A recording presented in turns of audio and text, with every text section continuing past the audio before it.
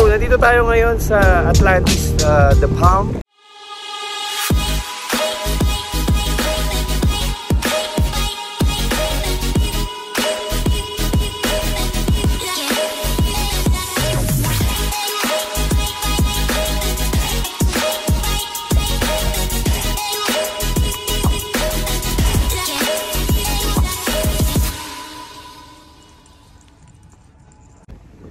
So, ayun yung Atlantis, oh. So, haba pala na joggingan dito, mga kapaps.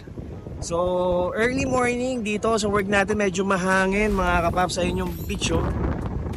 Parang ang sarap mag-beach, ah. Parang nasa Boracay. So, ayun, medyo maaga pa. So, dito muna ako, sarap ng hangin. So, sa mga magpupunta dito sa Dubai, ito puntahan nyo, Atlantis The Palm, the best dito. Mga kapar, medyo may kamahalan nga lang, pero kung mayaman ka, dito ka pupunta. Dito ka mag-check-in. Ayun, ayun yung hotel na yun, yan. Yung parang Disneyland na yan. So, dyan ka mag-check-in kung mayaman ka. Stupid! Lager na mga mayayaman dyan, pag pumunta kayo dito Dubai, dito kayo mag-check-in. Diba? Hindi puro pakita kayo ng pera sa social media. Stupid!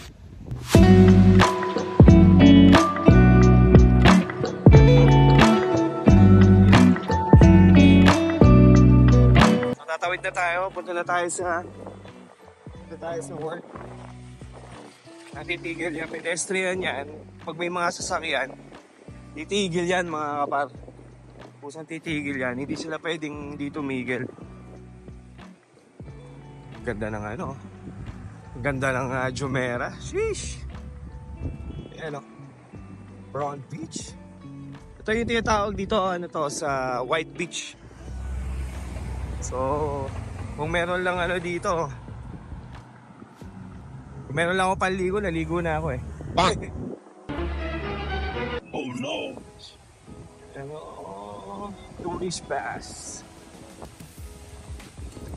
So, papasok na tayo sa ano. So, doon na nga pala tayo mga kapar, nag-work doon dito sa may loob ng Atlantis. So, early work tayo. So, mga kapaps, so, medyo fresh tayo ngayon. Diyan ako nag-work sa loob niyan. Pucha, okay sana dito, maganda dito, kaya lang ang problema, walang car lift. So, kailangan talaga kumuha na ako ng sarili kong sasakyan.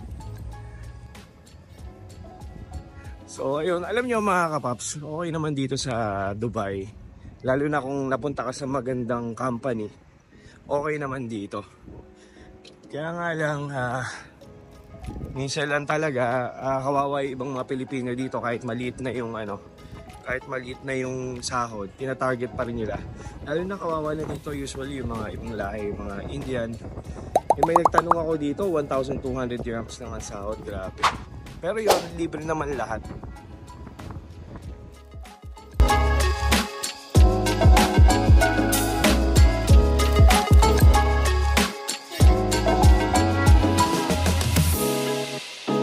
So ayun mga kapaps, dito lang tayo ngayon sa bench. So naghihintay lang muna tayo dito mga kapaps kasi masyado pang maaga. Medyo mahangin, nakikita nyo. Yan, yung bungo. So maaga pa, so dito muna ako, ayan. Ayan, may mga mugulak, chill lang muna tayo mga kapaps. So maaga pa, mga 1 hour pa bago pa yung work ko eh. So mamaya, pupunta ako dun sa may canteen. Ang problema dito, 9:50 pa. Alam mo parang SM, 9:15 pa magbubukas yung canteen, so libre coffee doon. Yung coffee machine doon, libre. So magbabaong ka na lang ng tinapay kasi pag maaga pa wala pang pagkain. Kasi may mga cut-off eh, buffet yung ano nila mga kapar, yung mga pagkain nila doon. Ang lamig. Masarap naman sa Dubai mga kapar, kaya lang talaga. Ang labanan kasi dito, passport eh. Kung passport mo medyo matibay-tibay, talaga pa matitibay na powerful passport, Singapore, US, Australia, UK passport. Pag yun dito ka nag-apply, sigurado makakuha ka ng kahit wala kang degree, makakuha ka ng mataas na sahod. Or halimbawa artist ka, singer ka, o gano'n. Kaya kalimitan ng mga western dito, mga musicians dito nagpupunta kasi nakakuha sila ng magandang salary mga kapaps. Ayun yung kapaan. Ayun na yung mga mayayaman nagdatatingan na. So yan, papali mo lang yung parking mo dyan. Yung kotse mo pala dyan. So ayan yan, kung sa loob. Yan. Mamaya pa maglalabasan yung mga malulupit na sasakyan dito eh. Oh shit. You stupid. Ako dyan, nag-park ako dyan. Kahit Honda lang, pwede naman dyan. Kahit Honda, pwede naman dyan, mga kapat. Eh, wala akong dirhams. Meron ako $1. Binigay ko $1.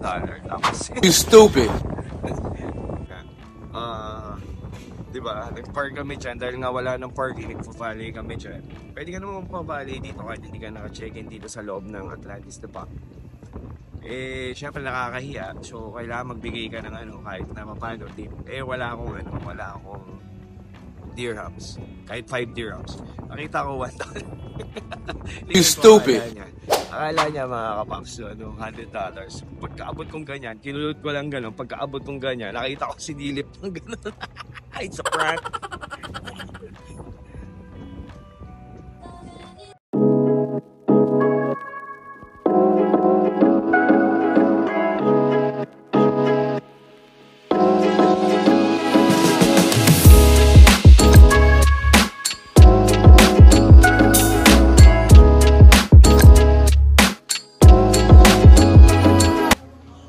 So ayun na nga mga kapaps, nakapasok na ako dito. Papasok na ako. So pupunta muna ako sa store. Ito na yung loob niyan, parang simbahan, di ba? So gawin ko, i-open ko muna yung store. Ito yung store namin. Ito na yung store namin. Yan. Ito, nakapasok na ako sa loob ng store. So, open muna natin yung ilaw. Pero wag muna natin open. Tapos yung aircon. Ayan. Yan. Wag muna natin open lahat mga kapaps. So, ayan. Kasi masyadong maliwanag. So, mamaya magko-coffee muna tayo. So, check muna natin yung mga deliveries. So, ayun mga kapaps. So, mamaya balik tayo mamaya. Okay, mag-aayos lang ako. So yun, natapos na naman ang panibago nating araw.